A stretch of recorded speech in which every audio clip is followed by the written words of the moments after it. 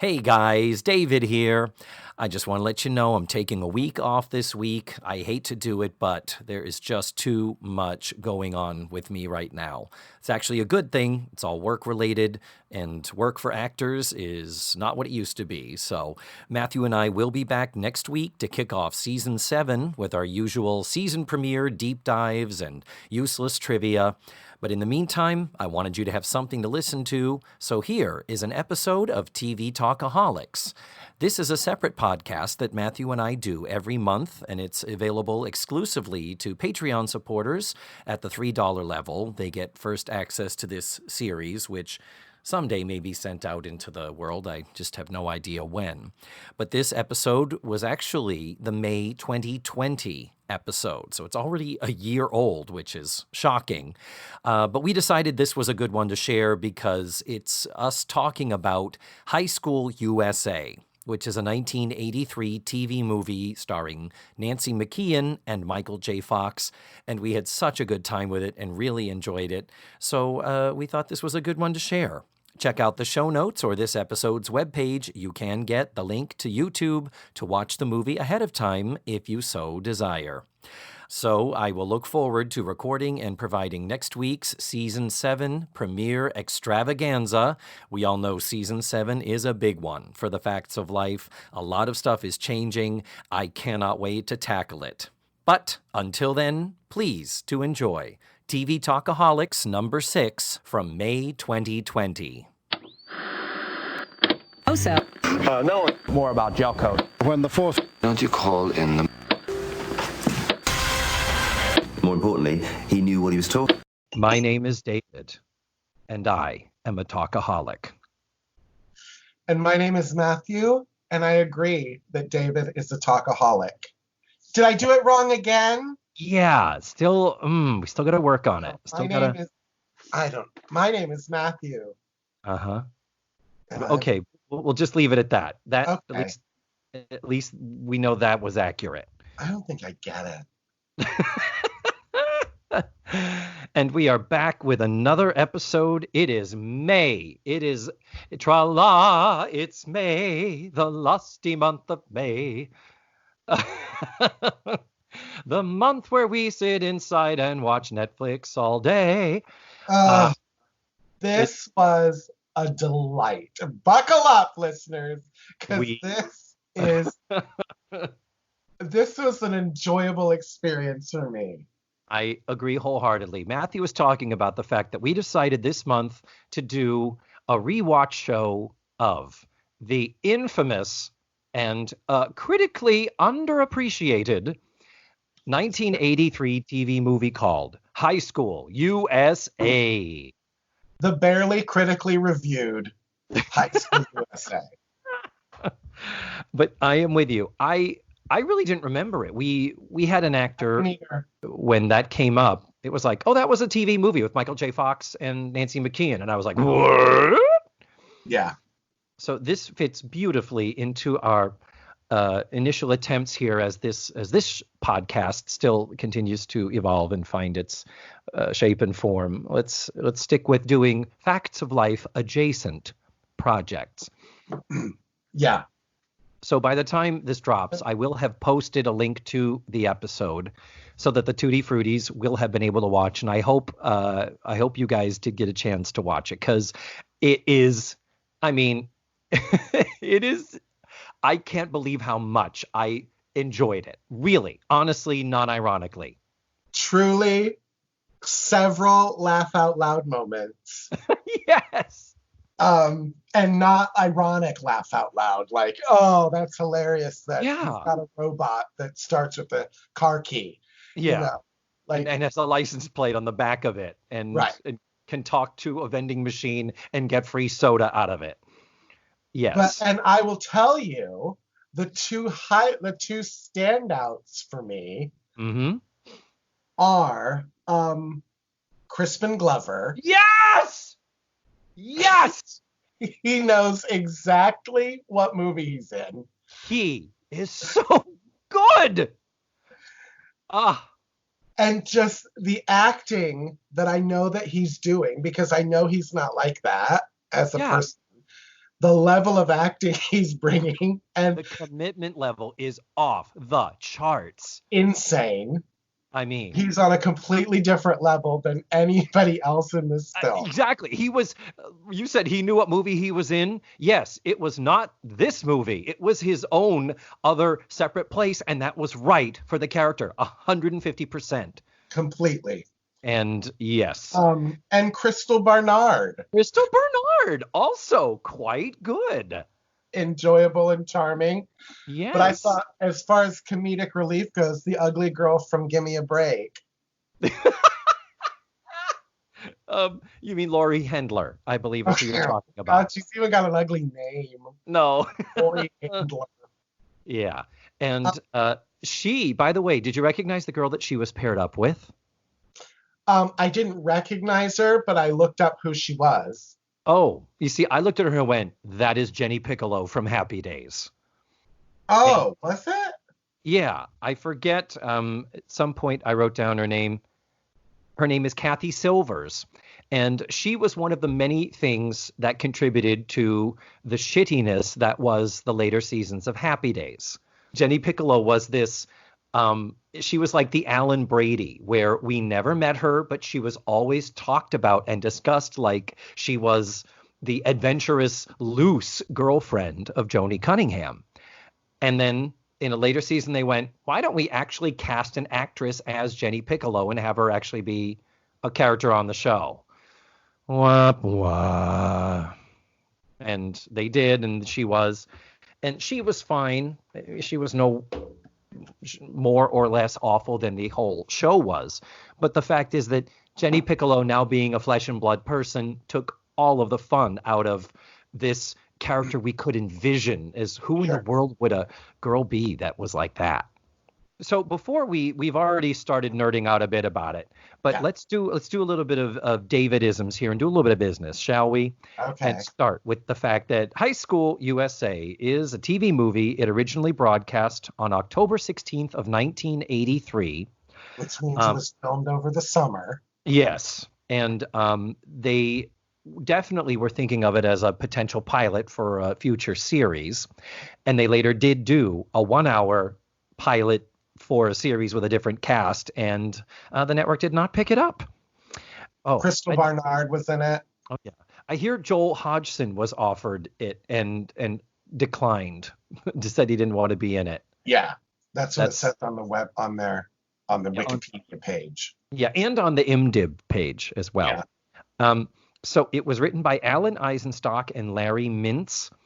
They are both in their early 30s, and they were writers and producers and creative consultants for such shows as Sanford and Son, Angie, What's Happening, Mork and Mindy, Family Matters, Step by Step, and Married with Children. So they have a lot of TV credits. So they are sitcom writers. Yeah, oh, totally. And producers and creative consultants. So yeah, for them, I think that really boils down to that they're writers. Here's the interesting thing. The director, Rod Amato, I believe how you do it. Did you look him up? Did you look up his credits? I did. The reason why I pointed out that the writers were in their early 30s at the time because you look at Rod Amato's credits and you're like, they go back to the early 1950s. They go back Burns and Allen, for God's sake. And I mean, we're talking the dawn of television. Yeah, he had to be in his 60s when he was 59 is what he's 59 making a high school movie in the 80s. And he has credits like General Electric Theater. Yeah.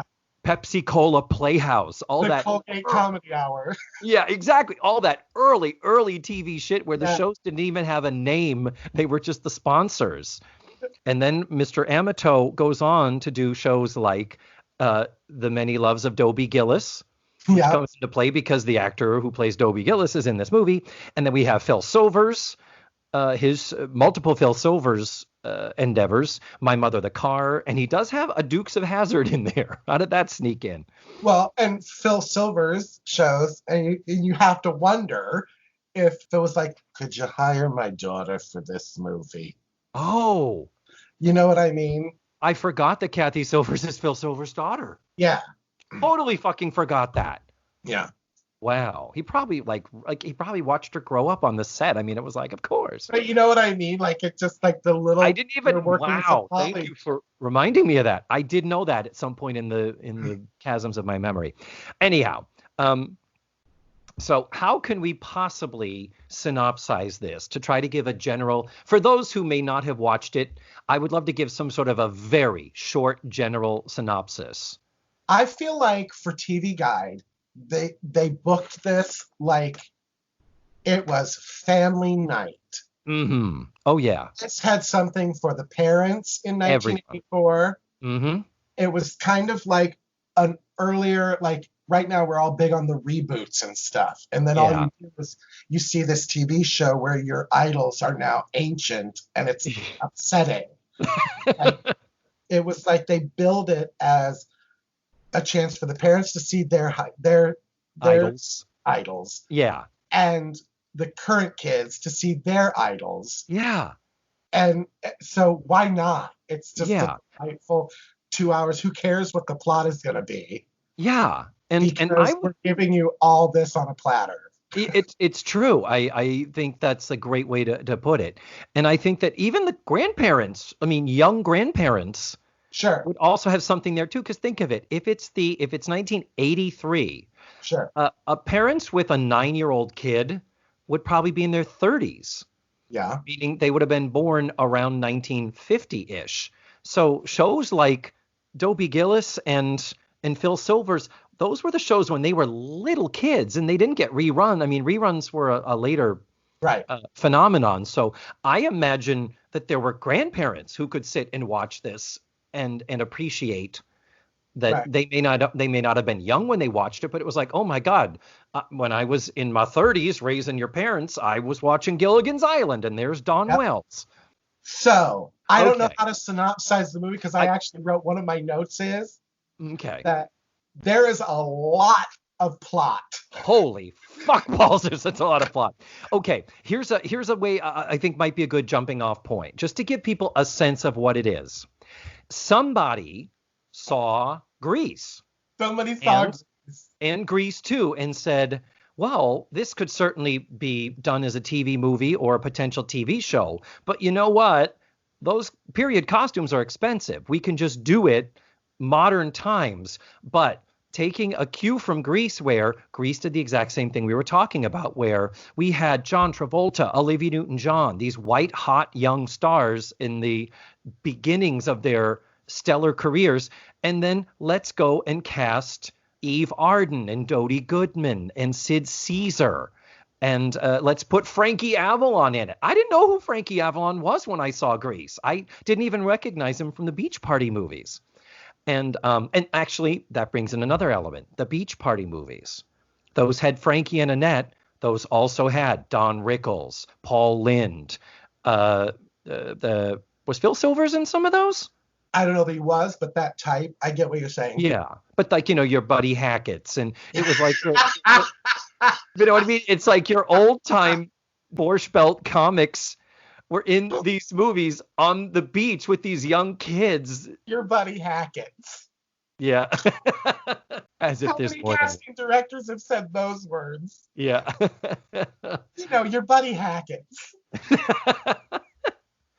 So that's the broadest of broad strokes is we have a movie that takes place in a high school in modern times, 1983, but we have stacked the deck for the older generation. Shall we go into? And we got all these kids under contract for NBC.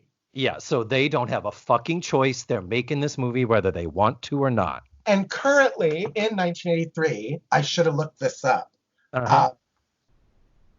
In theatrical releases, there were I guess what they call sleeper hits of Zapped, of Meatballs. Yeah. All these high school, like things are secular. So like in the 90s, it was the American Pie movies. And I Know What You Didn't Do Last Summer When You Screamed movies. Yeah. It was that kind of like lowball hit. Yeah. was hitting in theaters, so why not put it on TV? Like, Yeah. it's exactly like that screwball high school comedy. And Yeah. it has all of the elements of it. And it's Yeah. predictable and it's wonderful. So Yes. sit down, because Sit back and relax. Yes. And this was the sort of dawn of the sort of teen trash movie of the Porkies and the and Animal House, that and kind of. yeah, that whole thing. Those movies were coming into play, and this tries to go there. This tries so hard, and kind of doesn't quite do it. But let's go through the cast list, shall we? Just so that people understand the people in there. I'm going through the credits as they appear. And by the way, the opening song in the credits is all of the everythings. It is so amazing. I think I'm going to put it is just like, I compared it in my head. I was like, this is just like the Meatballs song. Are you ready for the summer? Yeah. But the only words in this song are school is in. School is in. That's it. That's it. And remember, Grease 2 started with a song called Back to School. So it did have it. And by the way, the exterior shots of the front of the high school are the high school that they used in Grease and Grease 2. It is literally Rydell High, which, I mean, Grease, the movie, was only, 6-7 years old at this point. So it's still very fresh in our consciousness. Grease 2 was 2 years old. Or 81, right? Yeah. And so going through this, the cast list, ladies and gentlemen, Michael J. Fox, huge star from Family Ties. Nancy McKeon, huge star from The Facts of Life. Todd Bridges, huge star from Different Strokes. All three of them under contract for NBC, like you said. But also all three of them, it's like Disney's grad nights. Mm-hmm. They stars just on the cusp. Like next year they're going to be famous. Yeah. Or they get stars that are like, oh, yeah, I think my parents know who that person is. Yeah. Yeah. Angela Cartwright hasn't worked in a couple of years. We could probably get her. Yeah. So none of these people were too big to say no to this. Exactly. You know? Like Gary Coleman, too big to say no. Like he was like, yeah, I'm not doing that. Yeah. But Todd Bridges, Dana Plato. And Dana Plato. Exactly. Two for one in Different Strokes. Like come back to the next season, a Different Stroke. What did you kids do over the summer? Well, we both were contractually obligated to make this movie. But next and this is the list, and this is the order in which they appear in the opening credits. So fourth billing after Michael J. Fox, Nancy McKeon, Todd Bridges, fourth credit, Angela Cartwright. It's like, okay. Yeah. Angela Cartwright, those who don't recognize the name, she was most famous for being Penny on Lost in Space. And she's also Louisa in The Sound of Music. Brigitte. That's right. She's Brigitte, the one with the book at the beginning when we first meet the kids. So she is one of the teachers in this. After Angela Cartwright, fifth billing goes to Bob Denver, Gilligan. Each of the stars from the old days each get an entrance. Yeah. Like they each get where if there was an audience, there would be applause. Yes, yes. You are so right. Oh my God. Like TV writers definitely wrote this movie without a question. Yeah. And the other thing is in the opening credits, we have a clip of each actor in the film and then a freeze frame. Not all the freeze frames are flattering freeze frames. I wrote down horrible freeze frames. We feel each other, Matthew. We are on the same wavelength. They watched every frame to get a freeze frame. Yeah. And they couldn't have found one. Yeah. Well, it's like, okay, why her mouth is open and her eyes are closed? Why would you blink? She looks like she's high. Yeah. So next in the credits, Dwayne Hickman. Not a familiar name, but he was Dobie Gillis in the TV show Dobie Gillis, which also starred Bob Denver. And so a very familiar name. And let's go back to the director had directed all of these. He had connections to all these with Phil Silvers and Dobie Gillis. And I didn't see, there was probably a Lost in Space in there somewhere too. Next credit, Laurie Hendler. She is the girl who played, I believe, Julie on Gimme a Break. Mhm. And she also, a lot of people don't know, she was in the backdoor pilot episode of Different Strokes that was launching The Facts of Life. So Okay. season 1, episode 24, called Garrett's Girls. That's the backdoor pilot, not the pilot of the actual show. But Laurie Hendler wasn't in Gimme a Break yet. She was one of the garden variety girls that were Eastland students. The homely one on Gimme a Break.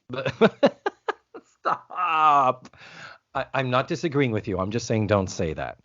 And and then Dana Plato. Dana Plato's this far down the cast list. And this is not alphabetical, people. I mean, because then after Dana Plato, we get Crystal Bernard. Clearly somebody at NBC liked her, and that lasted until they found Wings for her. And that would be her big thing. At this time, she was on, she had joined the cast of Happy Days.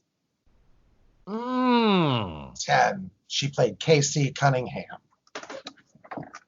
And then it says she joined the cast of It's a Living, so she was not an original cast member of the show. Oh, when Ann Jillian may have left, and then they were, that's right, because It's a Living was canceled and then went into first run syndication. But you're right, It's a Living was an NBC show, I think. Next, as the douchebag, preppy, asshole, football quarterback, man, alpha dick who rules the roost. Yes. Whom do you think of other than, of course, Anthony Edwards?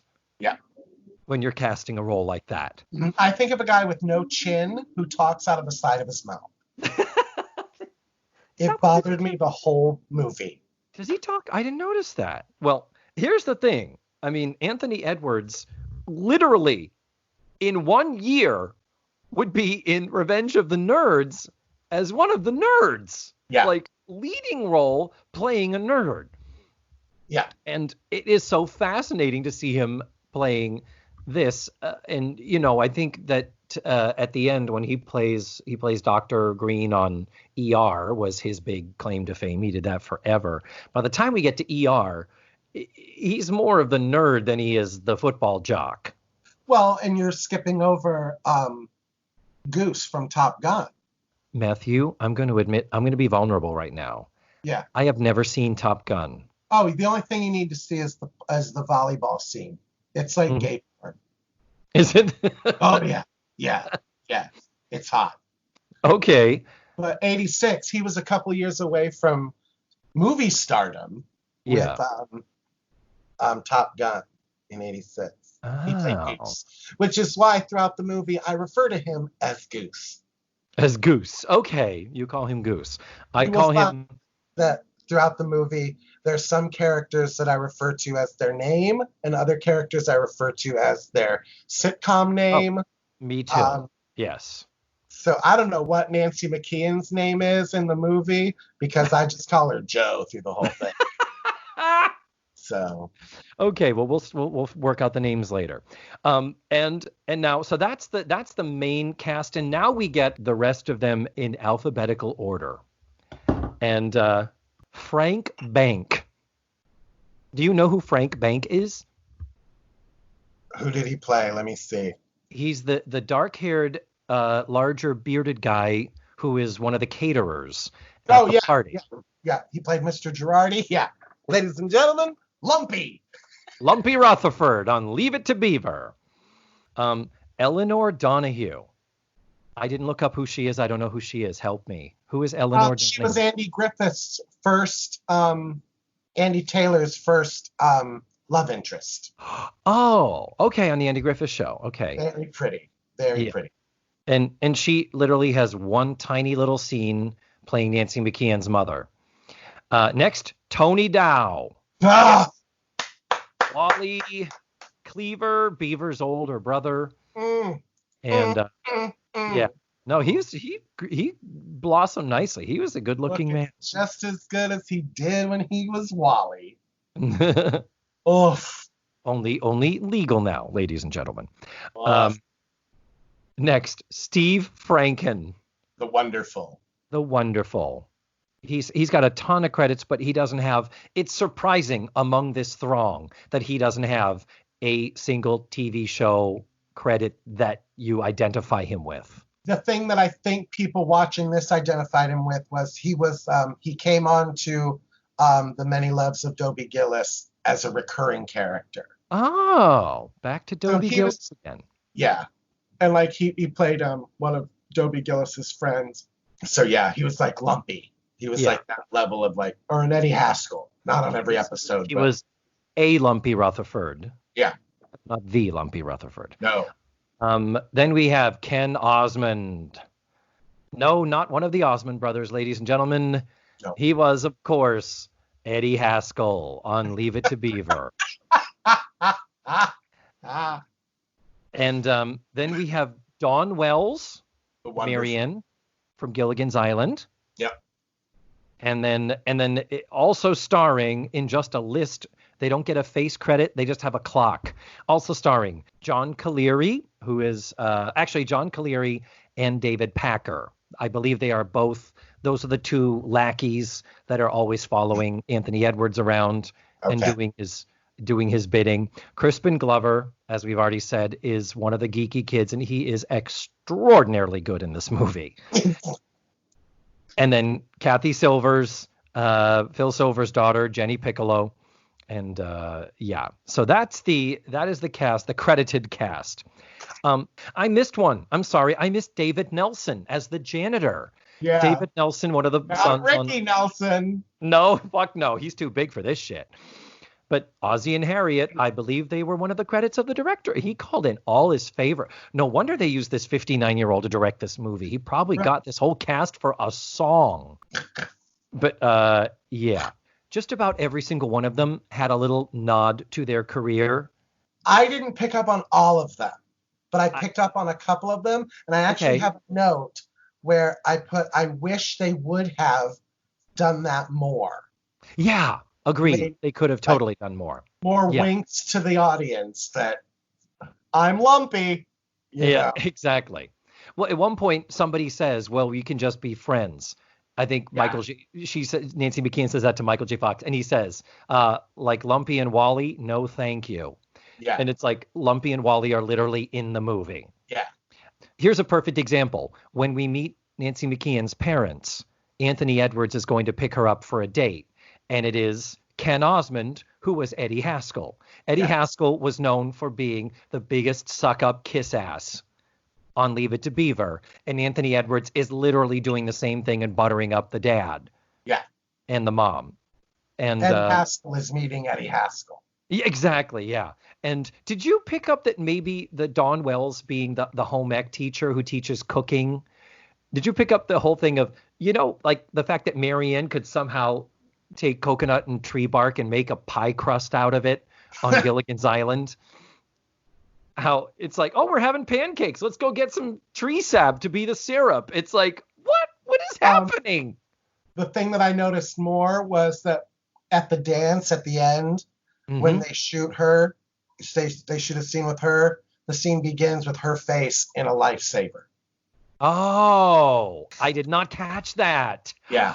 Oh, the Professor and Marianne. So here's the deal. The overarching, let's go through some of the plots, and there are many, which is why this feels like a pilot for a TV show, where it's like, let's just throw shit at the wall and see what sticks. Yeah. And we have the big main romantic plot is Nancy McKeon is dating Anthony Edwards. And Michael J. Fox meets her and is interested in her. And Michael J. Fox is so goddamn charming.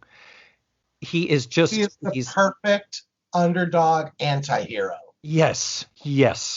Because he's just nerdy enough not to be the stud, but he's just adorable enough that he's not a nerd. Yeah. And he's just the perfect everyman. Agreed. He's like Jennifer Grey in Dirty Dancing. Yes. Every homely girl watched that and was like, oh my God, the homely girl gets the guy. and the nose job 15 years later. Which ruined her career. But, oh, dear. But I put that there.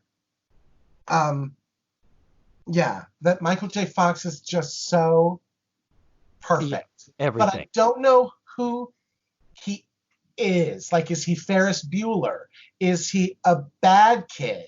Is he like, I wanted them to give him more purpose in that. Like for his character, there's nothing that should attract Nancy McKeon to him.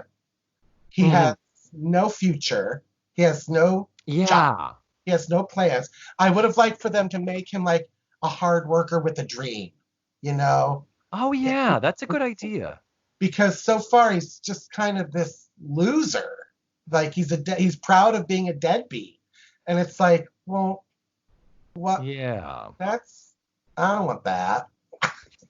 Yeah, because we are told in his backstory that his mother died when he was very young, and he lives with his dad, and his dad is just literally never home and has no interest in him. So he's pretty much fending for himself. Yeah. And then at one point when he's in with the principal, Tony Dow, that's Wally Cleaver, when he's in with the principal, the principal does say something like, you need to find some direction. You need to believe in something and commit to it, kind of a thing. So yeah. I think maybe aimless, would that be a good word? Okay. I mean, I guess, but I don't disagree with you that we could have given him a stronger angle, because for him to be the underdog with a dream and then having Anthony Edwards, the asshole football player, being a dick to him. Yeah. And the guy who gets everything handed to him is being mean to the guy who's working hard. Yeah. It would have given a little more depth to his character. Agreed. So what is going on is that through a series of events, Michael J. Fox challenges him to a drag race. And we don't mean drag race like we think of it now. No, not RuPaul's Drag Race. No. An actual drag race with cars. And it's so...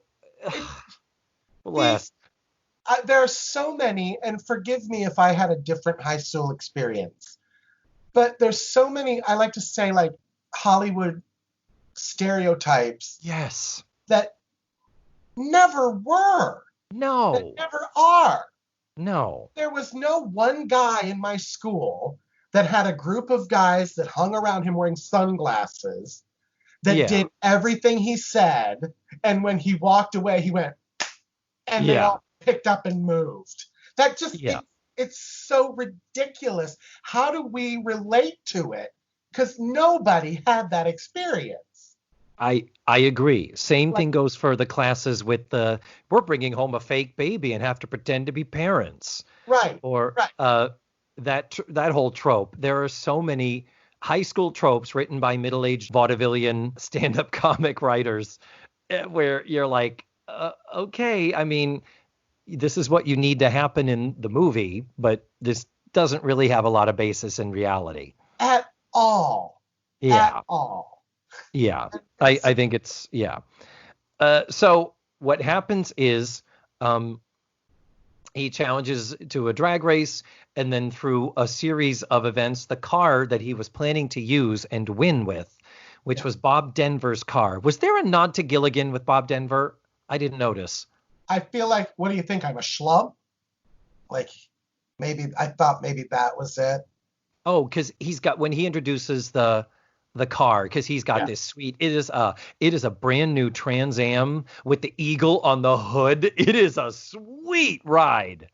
I mean, my dad used to call them thunder chickens. But he had, it was the whole thing of like, he's Crispin Glover's dad, and Crispin Glover as the uber nerd of this movie. Well, he's playing George McFly. Oh, a much more artistic version. Yeah. There are traces of on the spectrum in this performance that are just, again, his commitment level to being to the point where you notice he's got his jaw jutted forward and he's mouth breathing. Yeah. And he talks in this same sort of, well, do you think we might be able to get dates for the dance?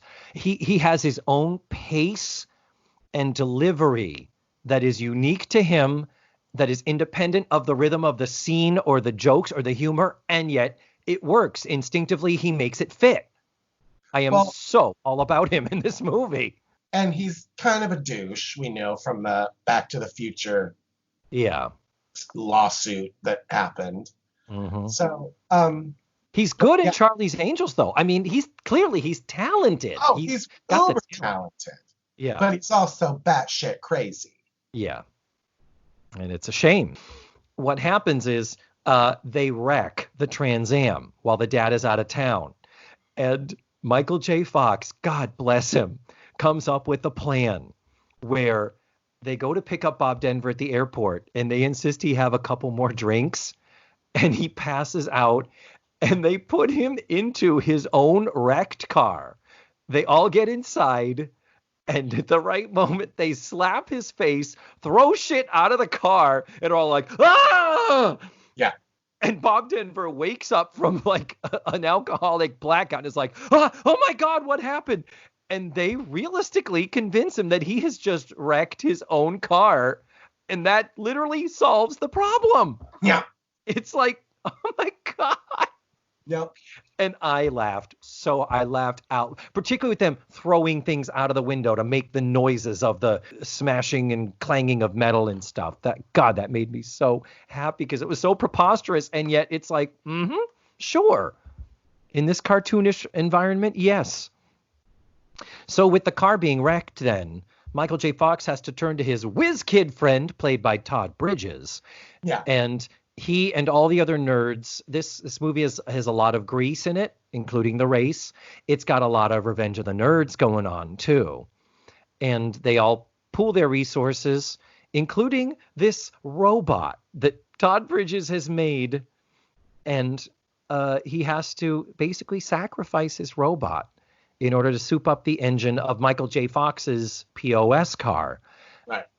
And spoiler alert, Michael J. Fox wins the race and beats. And spoiler alert, suddenly nobody in the school likes Anthony Edwards, and he loses all of his friends because he lost a drag race. Yeah, and Michael J. Fox comes in. You would think he had just declared victory over Europe in 1945. Honest to Christ. I mean, in the hands, they were directed. The people just reaching out and touching his hair. Yeah, it was like people, as he entered this, he goes through this line of people, like a receiving line.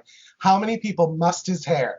Yeah. If I were him, I would have been like, don't muss I'm not 8. Don't muss my fucking hair.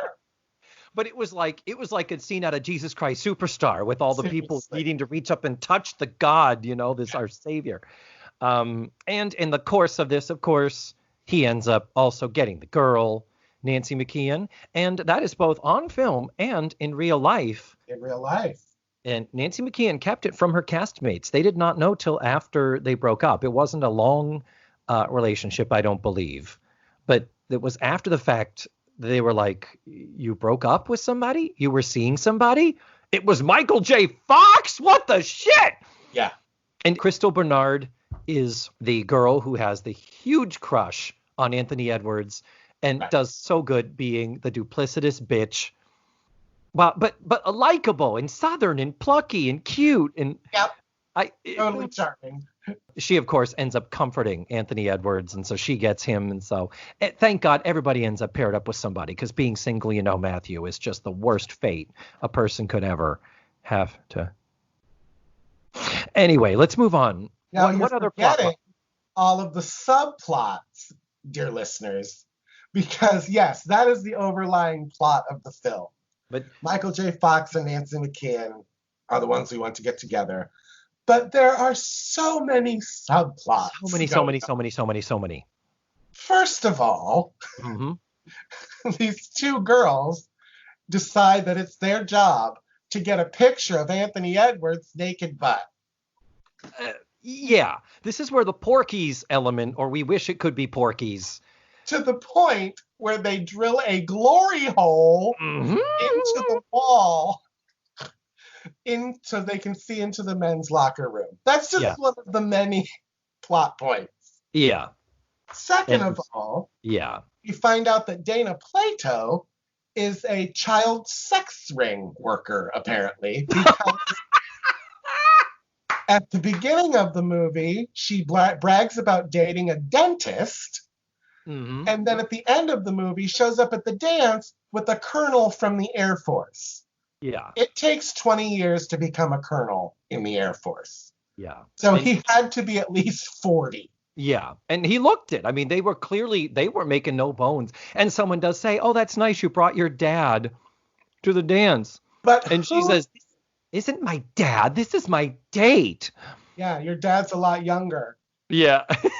But oh, But burn. like, who wrote that in the script and was like, hilarious?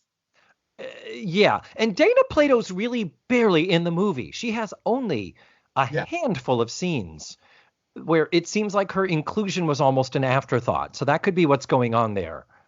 You are also forgetting the underlying theme of racism, David. Oh, I one can never forget racism enough, Matthew, but I did notice it. Please tell everybody what's going on there. Dobie Gillis is one of the teachers, and apparently there is a grand prize for there's a grant being given. Being given by Anthony Edwards' dad. Yeah, by Anthony Edwards' rich dad of $10,000 and an all expense paid trip to Europe to the teacher that most shows the qualities of the Excelsior High School teaching team, as judged by Anthony Edwards. Yeah. So all these teachers have to kiss this high school senior's ass to try to get $10,000, for Christ's sake. And in the process, that plot going through where all the teachers are kissing Anthony Edwards' butt about trying to get $10,000 because it's basically just his favorite teacher gets the prize. And the lighter racism tones come into play where at one point Dobie Gillis is ashamed to be dating and is trying to date Angela Cartwright, who is like the cheerleading coach. Yeah. And he's like a health teacher because they have a sex ed. He's a biology teacher. Biology. And again, in Grease too, reproduction. They even reference that. Yes. What were we talking about? And the whole class goes, reproduction. Yeah. And how much did you not expect to hear? Bum, bum, bum, bum, bum, bum. Where does the pollen go? I wanted so bad for at least a musical, like something. But yeah. But then we get into he can't be seen with her because she's Italian. Yeah. And he says, and he mostly goes for waspy types. Yeah. And she says, "Aren't you Greek?" And he's like, "Shut the fuck up." It's like, what is happening? I'm not going to win this prize because I'm dating an Italian. Yeah. But thankfully, racism, or we could say nationalityism, we do get full-fledged racism, thankfully, in a not too subtle form where Anthony Edwards is throwing a party early on in the film, and at the party, it's such a rich person party. There are people walking around in red vests with trays of hors d'oeuvres for a fucking high school party, and then he comments that this tray is empty. Go fill it up, and they go into the kitchen, and that is where Lumpy Rutherford and Todd Bridges are working, and they are wearing the red also. And that is the point when you very, very easily stop and say, Todd Bridges is the only person of color in this entire movie. And he is working, carrying a tray as a servant at a fucking rich white person's party. And that is really upsetting. But that's okay because we also made him the smartest person in the movie. A 200 IQ, Matthew, because that's a thing people can have, right? An IQ of 200 and still function and be friends with a Michael J. Fox. Yeah. It's like if you have a 200 IQ in 1983 and you can build a robot that responds to voice commands, you'd probably be working for, the government writing code for like missiles and shit. It's like, really? Yeah. You're not going to be in a regular old public high school. Yeah, no, that's not going to happen. Now, before I forget to mention it, another nod to Grease. There is another scene that takes place completely at a fairgrounds where there's a Ferris wheel and a merry-go-round. Where have we And seen that before? we go together like rama lama lama ding dong. Again, it's like, hey, we can do this shit in 1983. Doesn't need to take place in the 50s. So suck it, America. And yeah, that's part of many of the plots intertwine, including the sort of subplot of the Crispin Glover and Michael, what's his name? The heavier nerdy kid. We'll call him the fat kid.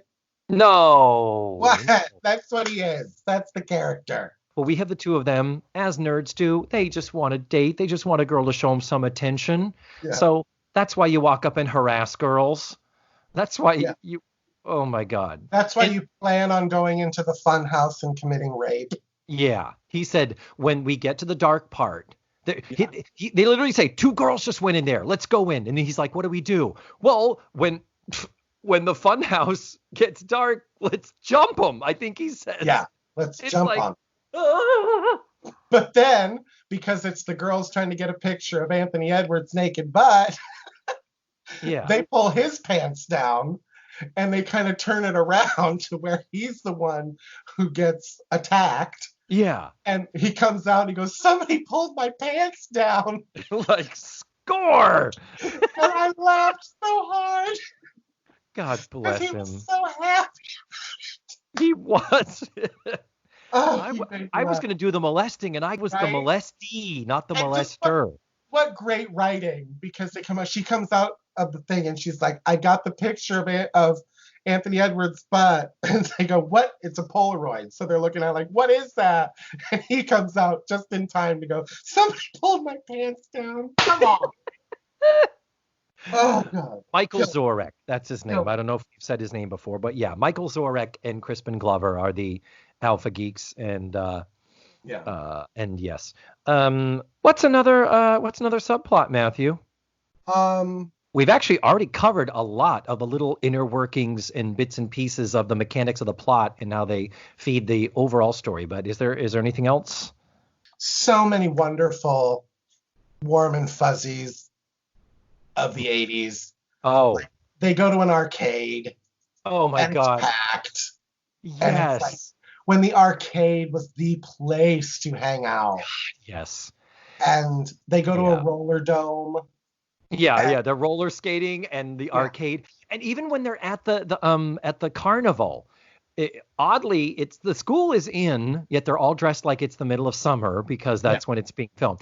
But the plaid Bermuda shorts and the popped collars on the Izod polo shirts and all of the rotary phones that they because the movie opens with perfect exposition.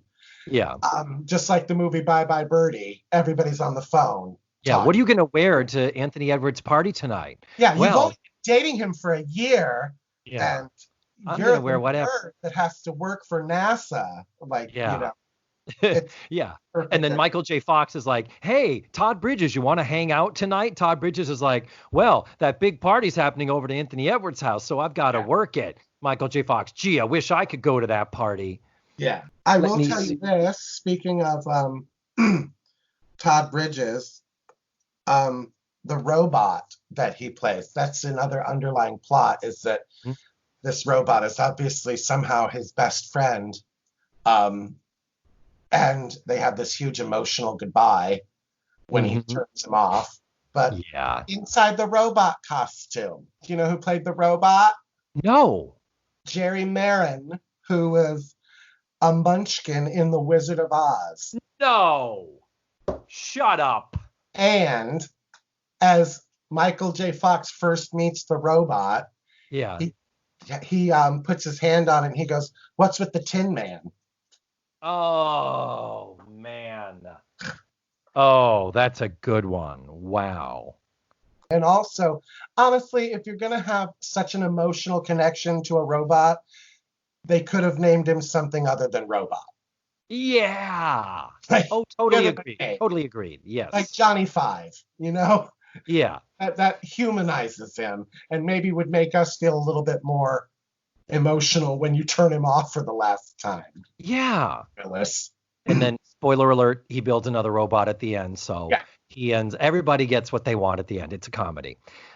Let's talk a little bit more about this quest to get the photograph of Bo Middleton's naked behind, Anthony Edwards. Yeah. There's a sense of the girls. I mean, it's for a photography assignment. Like, they are going to turn this into their teacher.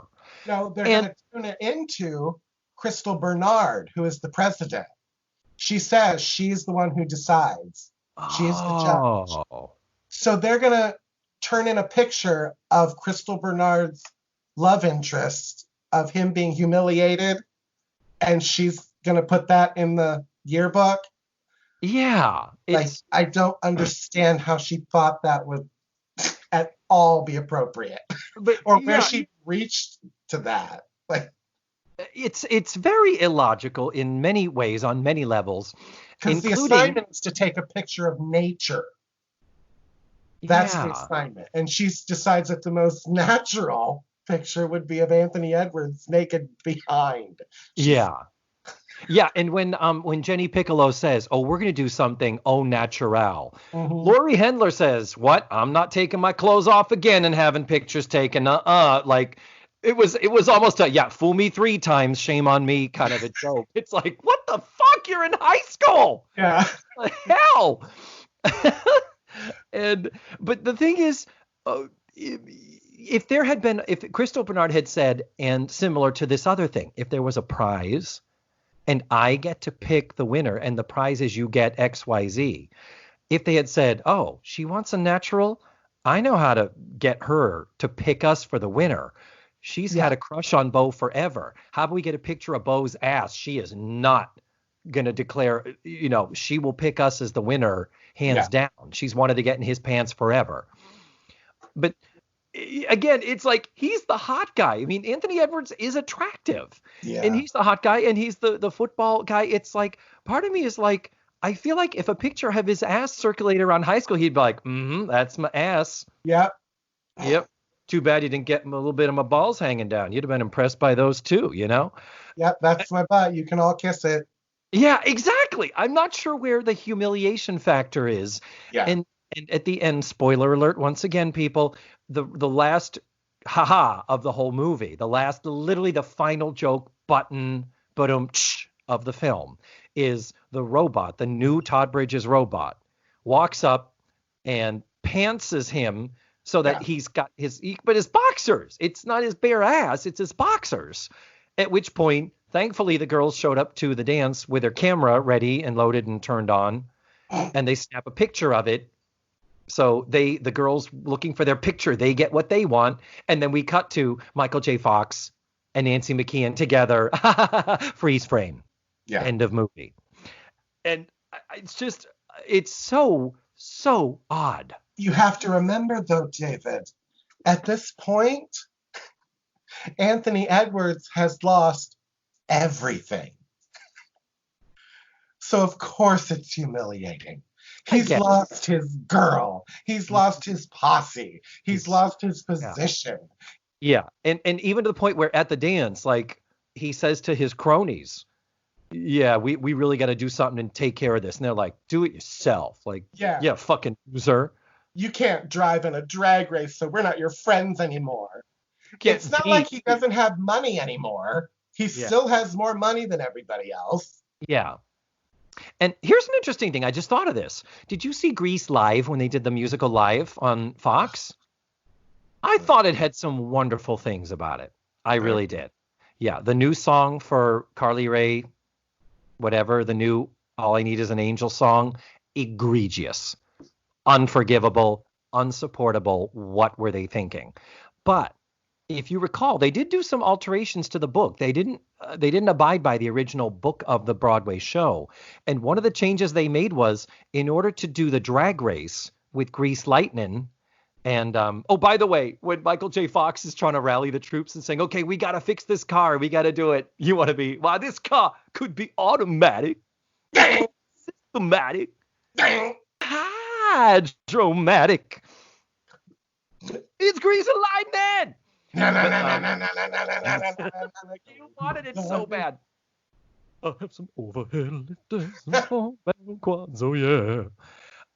Here's the thing. In the new book that they wrote for the musical, the Grease Live on Fox, Yeah.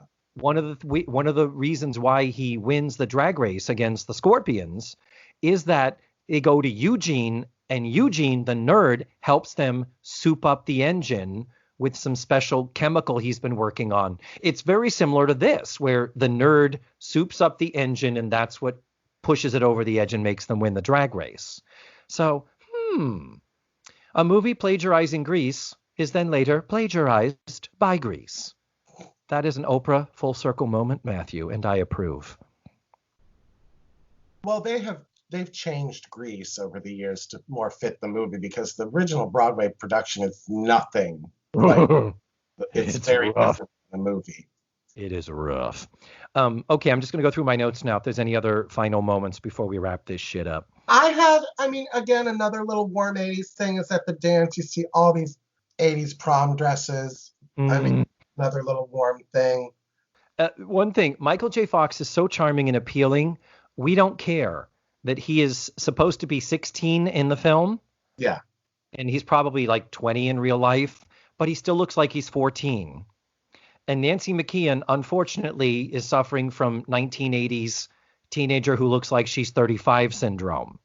Yes. And even with that, they are both such good actors in the few scenes they have, and they don't have a lot together, but to get them connected and interested, I liked it.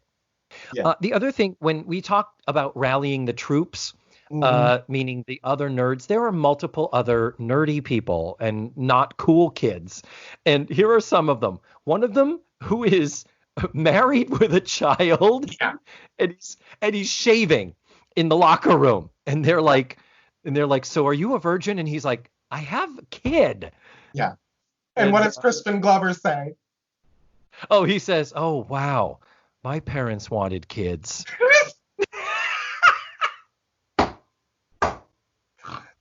Without a hint of irony. No. And not playing it for the laugh. Dead serious, and it works beautifully. But everybody, we all knew that kid in high school, the kid who had like a full beard that looked like he was 35 years old. And this guy, the actor they cast, his hair is just starting to thin. Yeah. And at the dance, he introduces his wife, and she's pregnant. So we meet the little boy. He's got a little boy named Little Ricky, by the way. And she's pregnant as well. So he's one of them. There's also this amazing character called Crazy Leo. And he's played by Tom Villard. Tom Villard is one of those actors. I think he died recently. Not recently. No, but he's not with us anymore. I think he was gay, wasn't he? Wasn't he? He died of AIDS. I always enjoy him every time I see him, and he does not disappoint here. He has many good moments and laughs in this. I wrote down that I felt like Joe didn't have a lot to do in the second act of the movie. Like, there's a long spot. There's a long period of time where we come back to him. We're like, oh yeah, that's right, Michael. That's right. This is happening too. Yeah, we do have a long. There's the scene where Crystal Bernard and her friend are trying to seduce the nerds at the skating rink. And they're dressed like punks. And they actually say, those two punk girls are looking at us. Yeah. And they've got like the purple zebra print cutoff T-shirt. 2 Party City wigs on. Yeah. and they fall for it. And they have no idea that they're the 2 girls from school. So it's a very Lucy and Ethel, like. Oh my God, yes. You've got a guy that can't recognize his wife with full face on and a mustache. Yeah. The points where Anthony Edwards and Nancy McKeon are at odds, and he is being a dick to her. Again.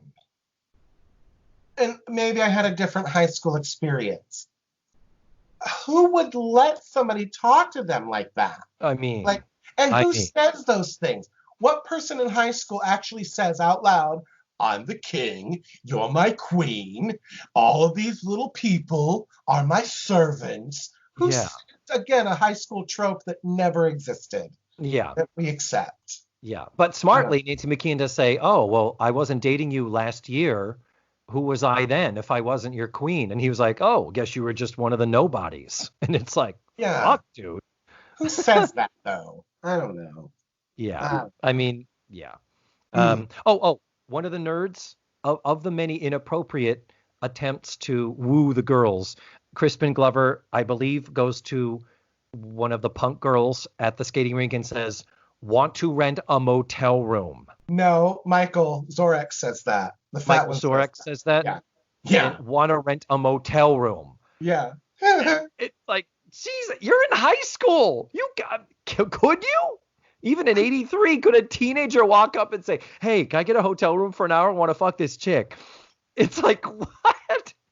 Well, nothing's happening to Dana Plato dating 40-year-olds. I suppose. Yeah, it was a different time. It was really a different time. Oh, at one point, the girls who are trying to set up the picture, not only do they show up at 5:30 in the morning to drill their glory hole, and then later bribe David Nelson, the janitor, to tell him to get out so we can do our bidding. At one point, they're up a ladder outside Anthony Edwards' house and set up a camera to take pictures in his bedroom window. Yeah. And the payoff to that joke is when they get the pictures back, they're like, this isn't him, it's his parents. Ew. And he's a cross-dresser. Yeah, why is his mom dressed up like a nurse? And she says, that's not his mom, that's his dad. Ew. But it's like, oh my God, the different times of, oh yeah, we can take pictures of people through their bedroom window without their consent, and that's perfectly okay to do, especially for a teenager, just kids getting into mischief, you know. And I also put down another high school trope that never existed.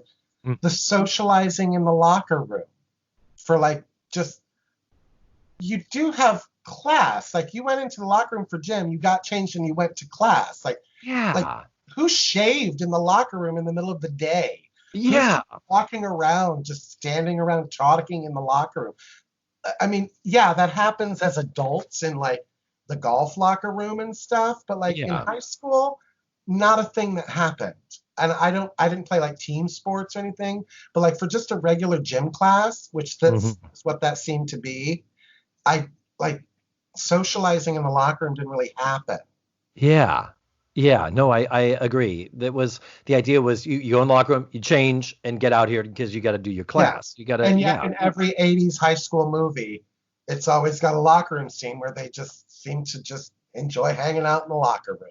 Yeah, 16 Candles. They have time to watch that girl shower and marvel at her body. And it's just like, Jesus. It's a delightful little predictable fluff piece that I didn't mind spending an hour or so with. And it fun. Really makes promises so therefore it doesn't break my heart. There's nothing promised and nothing lost from it. And it was delightful. And there were enough plots. Go back to their sitcoms, knowing that they have successfully achieved getting the and starring credit at the beginning of their No, I agree with you. I had the best time, the way the skating rink was and the arcade and the carnival. There is so much of that is from my childhood, from my adolescence. And if you'll notice in the arcade scene, you can't read any of the game's names. No, they blocked them out. Yeah. Literally with a piece of black tape across some of them. I can see the black tape across the name. Yeah, this is Galaga, this is Space Invaders, but you never see it. Nope. What's your final thing? My final thing is, it was, like I said, it was a delightful snapshot into the 80s.